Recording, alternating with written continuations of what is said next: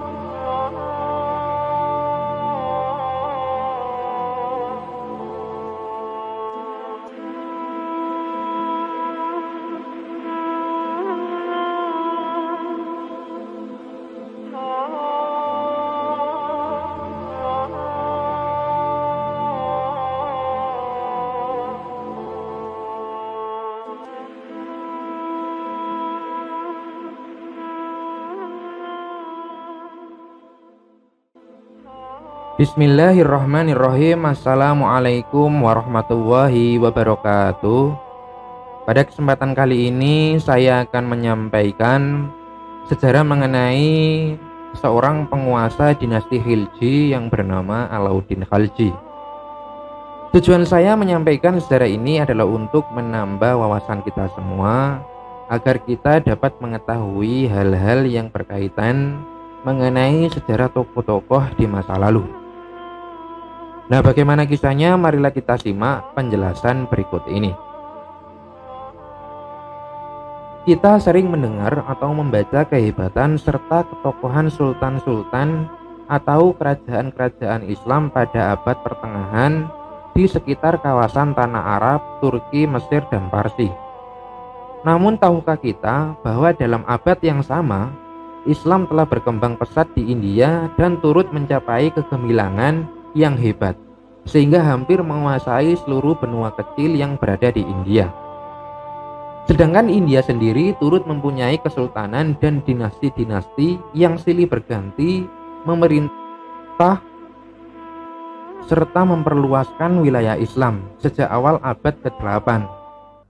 Sepanjang sejarah kemunculan pemerintahan Islam di India, terdapat seorang individu yang terkenal dalam konteks perkembangan dan kelangsungan Islam di India yang bernama Alauddin Khalji dari dinasti Khalji yang berada di Delhi, India. Mengenai Sultan Alauddin Khalji atau nama sebenarnya adalah Ali Ghursab, merupakan anak sulung daripada Shihabuddin Mas'ud dan memiliki 3 orang adik-beradik yang memiliki jenis kelamin laki-laki. Pada zaman pemerintahan Sultan Jalaluddin Fairuza, Alauddin merupakan seorang panglima tentara yang handal dan berani.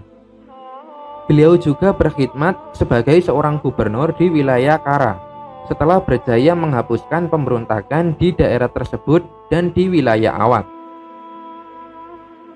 Reputasi Alauddin sebagai panglima perang amat terkenal di India apabila beliau berjaya membawa ekspedisi ketentaraan menentang Raja Hindu di Yadaya yaitu Ramchandra.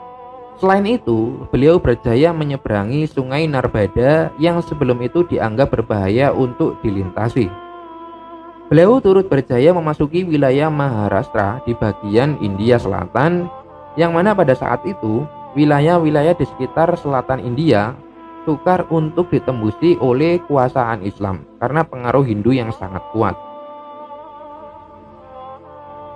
Semasa kampanye perluasan wilayah sedang berjalan, Alauddin secara senyap telah menyusun strategi untuk mendirikan kerajaannya sendiri. Setelah beliau memiliki kelengkapan secukupnya serta bala tentara yang ramai dan kuat, beliau berjaya untuk merampas kedudukan Sultan Jalaluddin semasa Baginda sedang meraihkan kepulangan Alauddin daripada misi ketentaraannya. Peristiwa pembunuhan yang tak dijangka itu dianggap sebagai salah satu pembunuhan khianat yang besar dalam sejarah India. Selepas peristiwa rampasan tahta tersebut, Alauddin Khalji menambalkan dirinya sebagai penguasa baru dan dianugerahi gelaran Alaudunia Waddin Muhammad Shah Sultan. Kemudian setelah menaiki tahta pada tahun 1296, Alauddin Khalji terpaksa menghadapi ancaman-ancaman musuh yang senantiasa mencari peluang untuk menguasai Delhi, yaitu pusat pemerintahan kerajaan Islam yang berada di India. Antara musuh yang sering mengganggu kedudukan Delhi adalah suku bangsa Turki yang iri hati dengan Alauddin. Kemudian kerajaan-kerajaan Hindu seperti Rajput, Malwa, Gujarat, dan juga musuh yang paling ditakuti ketika itu ialah orang-orang Mongol. Bukan itu saja, Alauddin juga terpaksa menghadapi musuh dalam istananya, yaitu golongan bangsawan yang berkomplot untuk menjatuhkannya. Pada awal pemerintahan Alauddin ini mengambil langkah untuk menghapuskan musuh-musuhnya terlebih dahulu sebelum melaksanakan kerja-kerja pentadbiran dan pembangunan. Hal ini karena bagi beliau, kedudukan politik adalah penting dan mestilah dikukuhkan daripada ancaman musuh. Beliau telah berjaya menewaskan tentara Mongol sebanyak 2 kali di bawah pimpinan Panglima Zafar Khan, dan kali ketiga dikalahkan oleh Alauddin Khalji sendiri. Nah, Alauddin Khalji ini mempunyai impian untuk menguasai benua kecil India. Sehingga demikian beliau mengarahkan agar mata uang ditempah dengan gambarannya dan ditulis penguasa dunia. Nah, impian ini dicoba dicapai oleh Alauddin apabila beliau mulai membuat serangan secara besar-besaran ke kerajaan Hindu, yaitu Rajput yang sejak dulu lagi sering mengancam kedudukan kerajaan Delhi.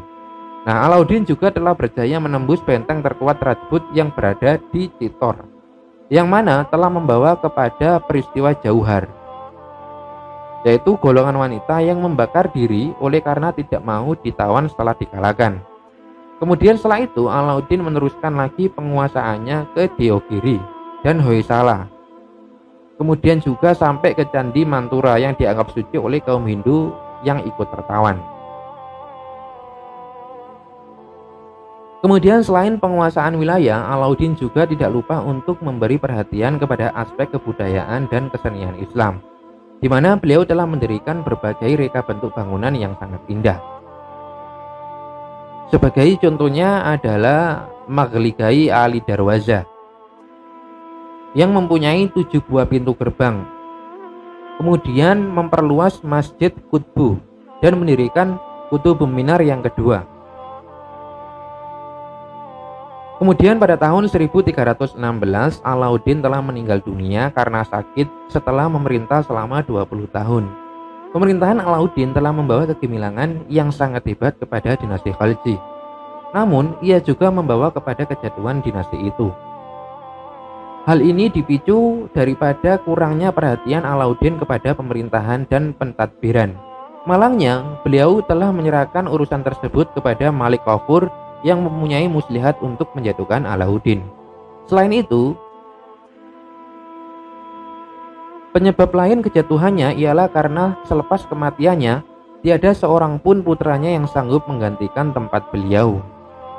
Justru malah Sultan yang mengambil alih tampuk pemerintahan selepas Alauddin dianggap sebagai pemerintahan yang lemah. Nah, Alauddin Khalji ini bukan hanya raja yang paling berkuasa di masa kesultanannya, akan tetapi dia bisa dibilang sebagai Sultan Delhi yang paling kuat bersama dengan Kaisar Moghul seperti Aurangzeb dan Akbar, atau yang biasa dikenal dengan Jalaluddin Akbar. Nah, demikianlah secara singkat mengenai Alauddin Khalji yang dapat saya sampaikan.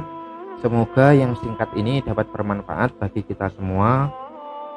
Terima kasih sudah mengikuti video-video dari kami. Jangan lupa share, like, dan subscribe agar bisa selalu mengikuti update video dari kami. Wallahu a'lam bishawab. Billahi taufiq wal hidayah. Wassalamualaikum warahmatullahi wabarakatuh.